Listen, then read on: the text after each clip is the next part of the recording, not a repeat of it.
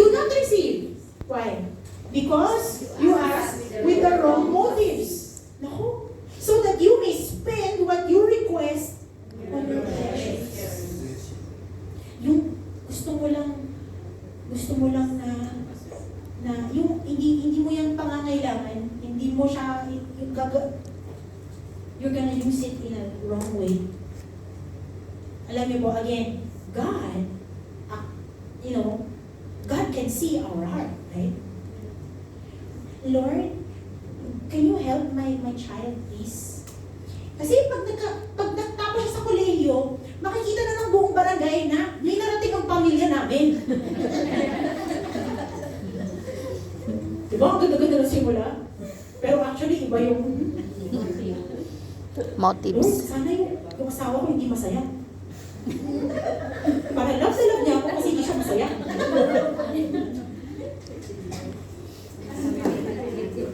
Oo. Sometimes, ang ganda ng prayer mo, no? Pero actually, your motive is wrong. If you are not seeking, remember yung natutunan natin from the river, prayer is about seeking the Lord. And ang promise ng Panginoon is that if you seek Him, ano makukuha natin? You will find Him. Prayer is not a means to change yung kalooban ng Panginoon. It is a means para mahulma, para mabago, para maging yung katulad ng kalooban ng Panginoon. Guys, I don't know kung ano ang panalangin mo sa parte ng buhay mo na to. I don't know kung anong desires of your heart.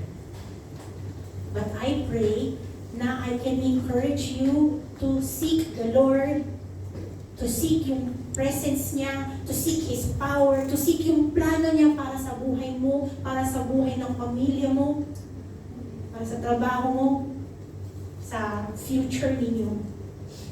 Because guys, in the end, ang kalooban ng Panginoon ang malihan. That's why si Jesus sabi niya, Father, if it's your will, take this cup of suffering away from me. However, Not my will, but yours be done. I pray po na I have convinced you a little bit to seek the Lord. And ano po tayo, let's challenge ourselves.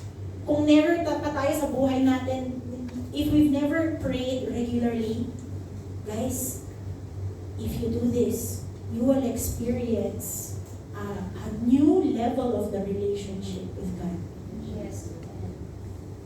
Even if you start small, if you commit this to the Lord, you will see the power of God.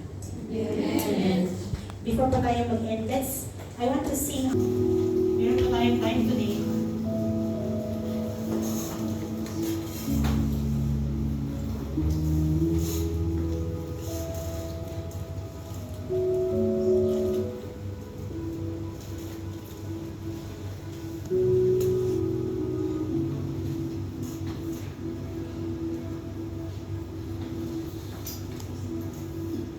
As we're singing this song, lumapit po tayo sa Panginoon with that confidence. Lumapit tayo with the confidence knowing that God has called His people. Sabi niya, you call me, I will answer you. If you seek me, you will find me. If you seek me with all your heart. Sabi ng Panginoon, if you ask anything according to yung plano niya, His will, He will answer.